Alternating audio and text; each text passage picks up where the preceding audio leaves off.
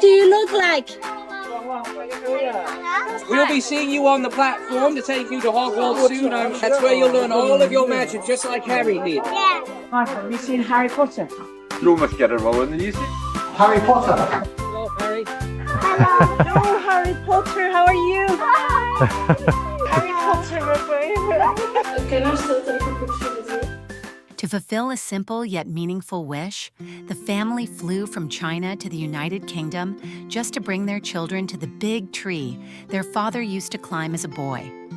Julius's father grew up in the United Kingdom, and his favorite place as a child was a big tree near his home. Back then, he often played under it with friends or climbed up to the high branches to gaze at the fields and the sky in the distance. Those moments became some of his most treasured memories and planted a wish in his heart to one day show his own children that tree and the view around it. This year, that wish finally came true. They decided to return to the UK, making this long journey across thousands of miles a special gift for their kids. The story begins 10 years ago. Julius's father is British and his mother is Chinese. They met in China in 2015. A decade later, their love remains as strong as ever, and their family has grown to include 2 adorable mixed heritage children. Julius has inherited the best traits of both parents, with striking looks that often catch the attention of passers-by. He has grown up and gone to school in China, and the family loves sharing their life on social media, where many followers have witnessed their daily moments and the children's growth. People often say Julius looks like Harry Potter, and he happens to love Harry Potter himself. His friends are fans too, so they often wear Harry Potter costumes together, becoming the center of attention wherever they go, with people stopping to watch and take photos. Even though Julius's father is British, Julius has always struggled with English, much to his father's frustration. Lately, his biggest challenge has been memorizing English vocabulary. He simply cannot remember the words, and it feels exhausting. C-A-M. C-A-M. E-R-A.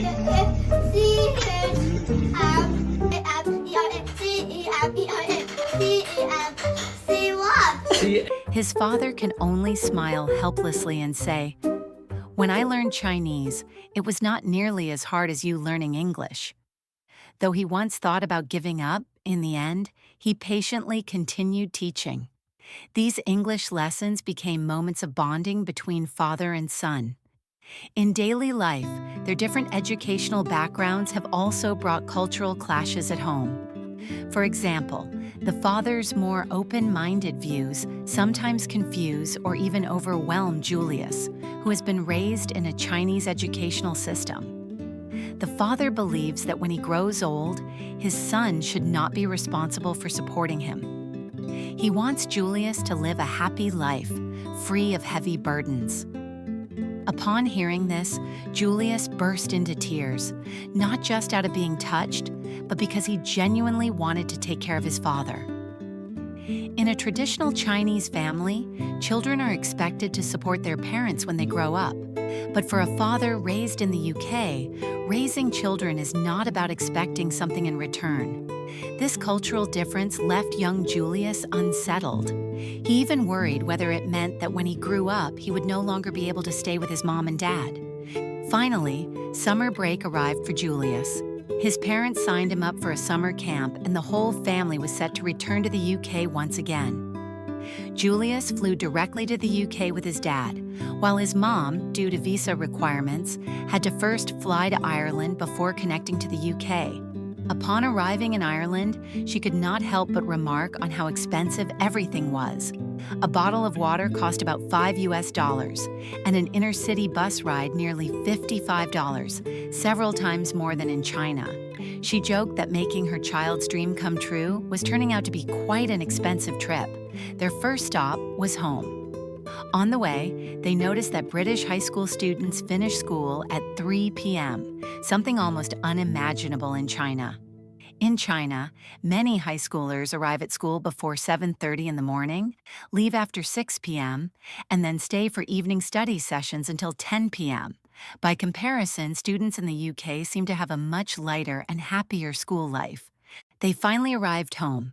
When Julius saw the tree his father used to climb as a boy, he was stunned. How did you climb up there? With his father's help, he managed to climb it, feeling connected to the childhood memories of his dad, grandfather, and great-grandfather. Later, he went with his father to visit a pond where they fed the ducks.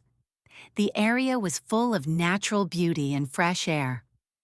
Julius ran freely across the grassy fields, his laughter echoing. This was the kind of joy and energy a child should have. In the evening, the soft British light was so beautiful that they could not stop taking pictures.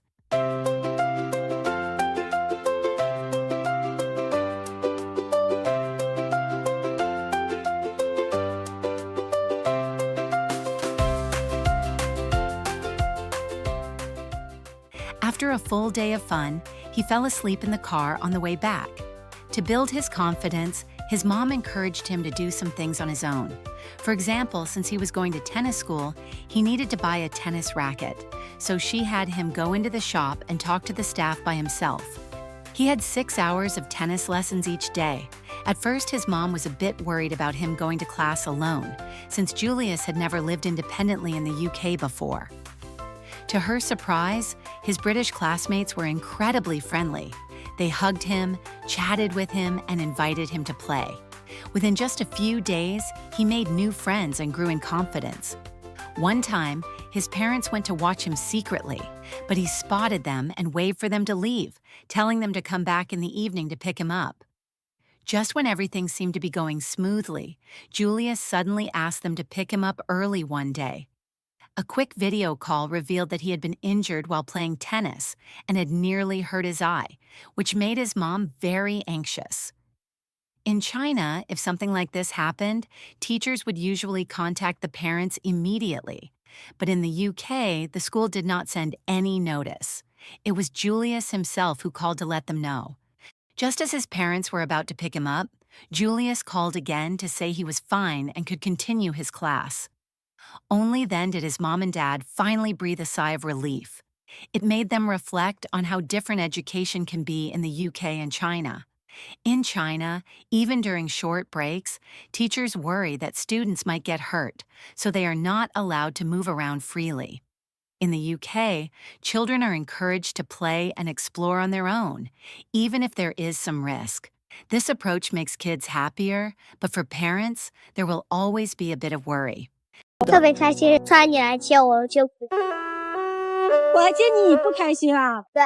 In addition to his daily tennis lessons, they took Julius around London to experience the city's rich history and culture. Cycling through the streets and alleys, they arrived at the iconic Tower Bridge.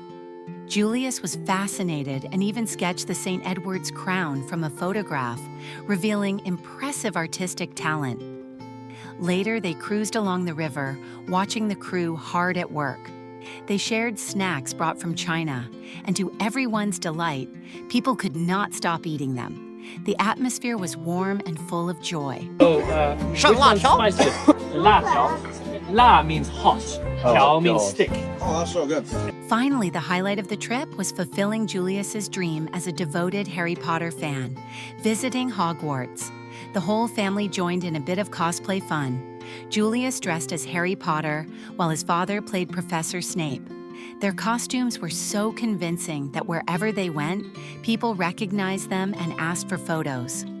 Strangers greeted them warmly with calls of Harry Potter, and Julius always responded with patience and a smile, happily posing for pictures. Oh, Harry Potter, how are you?